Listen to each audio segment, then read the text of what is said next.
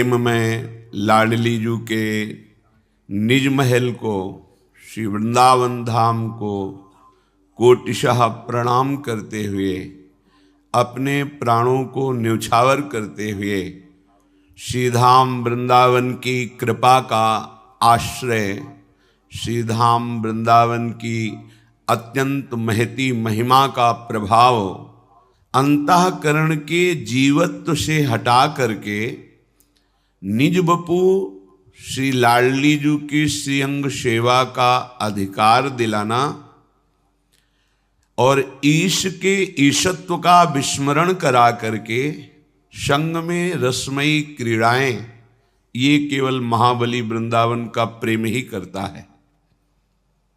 भगवान की भगवत्ता से वैराग्य करा देना, ये केवल वृंदावन के प्रेम की महिमा है। नहीं तो माया के ऐश्वर्य को छोड़कर प्रभु के श्री चरणों की भक्ति करना अत्यंत कठिन है। फिर भक्ति में भी भगवान के ऐश्वर्य, भगवान की विविध प्रकार की महामहिम विभूतियों से अपने चित्त को हटाकर एकमात्र प्रभु के दासत्व में अपनापन करके उनके संग में खेलना, ये अत्यंत दुर्लभ है। और इससे भी दुर्लभ है भगवान की भगवत्ता से वैराग्य हो करके प्रियाजू के गोरे चरणारविंद में सुदृढ़ अनुराग, ये चरम सीमा का प्रेम है। जिस प्रेम के आगे सायुज्य, सामीप्य, सारूप्य, एकत्व आदि मोक्ष हे लगने लगते हैं, वो वृंदावन का प्रेम है।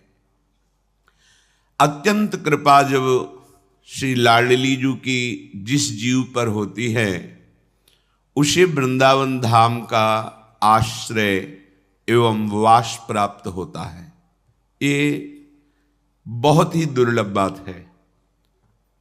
क्या होता है, जैसे एक अज्ञानी गांव के रहने वाले को कोई हीरा मिल जाए तो एक चमकता हुआ कांच ही समझेगा, पर यदि उससे जौहरी का संग हो जाए तो उसे महत्व पता चले कि ये तो बहुत महंगा अमूल्य हीरा है। ऐसे ही हम अज्ञानी जीव पुत्र, परिवार, धन संपत्ति, मान सम्मान में वृत्तियां फंसी हुई हैं, राग द्वेषात्मक।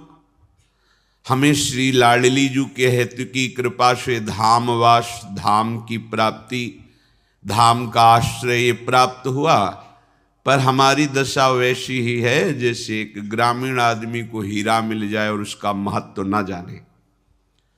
तो लाडली जू की महामहिम कृपा श्री धाम वृंदावन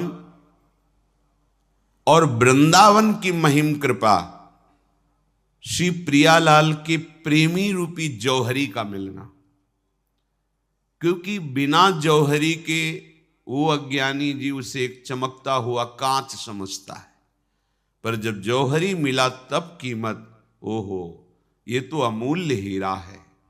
ऐसे ही पाए रतन चीन्ह्यो नहीं, दीन्ह्यो करते डारी, ये माया श्री कृष्ण की मोह्यो सब संसार। ये महारतन स्वरूप श्री धाम वृंदावन मिला, पर जौहरी ना मिलने के कारण या जौहरी की बात पर विश्वास ना होने के कारण वो चिन्ह नहीं पाया कि कितना दुर्लभ लाभ प्राप्त हुआ है। पर माया का भी प्रबल आकर्षण वो इस वृंदावन के प्रति वो महत्व बुद्धि नहीं कर पाता जो होनी चाहिए। तो श्रीधाम की महती कृपा से रसिक संग मिलता है। ये रसिक जौहरी जब हमें श्रीधाम का परिचय, प्रियालाल के चरणारविंद की प्रीति का परिचय कराते हैं तो हम निहाल हो जाते हैं। सब भजन का सार नित्य विहार भजन है। ये नित्य विहार भजन, जो भजन ही नहीं जानते वो भजन की चरम अवस्था नित्य विहार भजन को कैसे जानेंगे। पर लाडली जी की उन पर बहुत कृपा है, जो गोरे चरणारविंद के चरणों की शरणागति लेकर श्रीधाम वृंदावन का आश्रय और वास स्वीकार करते हैं और रसिकों की आज्ञा में अपना जीवन व्यतीत करते हैं। देखो, जब हम किसी कीमती वस्तु की प्राप्ति के लिए चलते हैं तो उसमें बड़े विघ्न रखे ही जाते हैं कि जन साधारण उसको प्राप्त न कर पावे। जिसके अंदर प्रबल लालसा है, जो हर कष्ट सह करके आगे लक्ष्य को प्राप्त करना चाहता है, जो हर संबंधों को मिटाकर भगवत संबंध सुदृढ़ करना चाहता है, वही इस प्रेम रूपी महारत्न को प्राप्त करे। तो जब हम इस मार्ग में चलते हैं तो हमें तो पता नहीं है मार्ग क्या है, तो जिनको पता है वो रसिक शिरोमणि, रसिक शेखर गुरुजन, वो हमें जो आदेश करते हैं, अब उसमें हमें अपनी बुद्धि लगाने की कोई भी कहीं भी आवश्यकता नहीं, क्योंकि हमारी बुद्धि जानती ही नहीं है कि नित्य विहार रस क्या है, हमें कैसे जाना है, कैसे पहुंचना है, उसके योग्य कैसे बनना है। तो हमारी बुद्धि जब जानती नहीं है तो हमारी बुद्धि को मानना चाहिए। जो रसिक जन, जो गुरुजन आदेश करें, अक्षरशः अब जो ही कहें करें हम सोई। अगर हम अपनी बुद्धि की करेंगे तो कह रहे हैं गुरु सेवा तज करें जेबान, यह है अधर्म, यह है सब हानि। क्योंकि तुम्हारी बुद्धि में उसका पता ही नहीं है, तो तुम जो भी करोगे वो रसिकों की सभा में बैठने लायक नहीं बनोगे। गुरु सेवा तज करें जेबान, यह है अधर्म, यह है सब हानि, कान न रसिकन में रहे। तुम्हारी रसिकों में गिनती नहीं होगी, रसिक सभा में तुम्हारा आदर नहीं होगा, अर्थात प्रियालाल तक तुम्हारी पहुंच नहीं हो पाएगी।